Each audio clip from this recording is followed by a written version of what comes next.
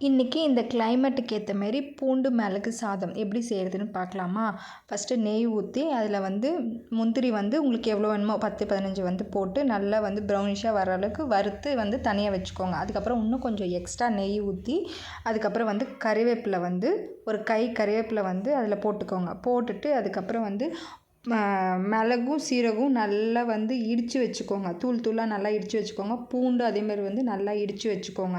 அது இடித்து சைடில் வச்சுட்டு அதுக்கப்புறம் பச்சை மிளகா ஒரு காரத்துக்கு ஏற்ற மாதிரி உங்களுக்கு எவ்வளோ வேணுமோ அவ்வளோ காரத்துக்கு ஏற்ற மாதிரி போட்டுக்கோங்க. போட்டுட்டு அதுக்கப்புறம் பூண்டு நசுக்கி வச்சுருக்கீங்களா அந்த பூண்டு அதில் போட்டுட்டு அதுக்கப்புறம் மிளகு இடித்து வச்சுருக்கீங்களா அதை போட்டுட்டு சீரகம் அதேமாரி போட்டுட்டு நல்லா வறுத்துக்கோங்க. அதுக்கப்புறம் தேவையான அளவுக்கு சால்ட்டு உப்பு போட்டுக்கோங்க. அதையும் நல்லா வறுத்துட்டு ஆல்ரெடி முந்திரி நீங்கள் வறுத்து வச்சுருக்கீங்க அதுவும் அதில் போட்டுட்டு அதுக்கப்புறம் ரைஸ் அது உள்ளே போட்டு நல்லா கலரிட்டு டிஃபன் பாக்ஸுக்கு போட்டிங்கன்னா ரெடி. எப்படி இருக்குன்னு சாப்பிட்டு பார்த்து நீங்களும் செஞ்சு பார்த்து பாருங்கள்.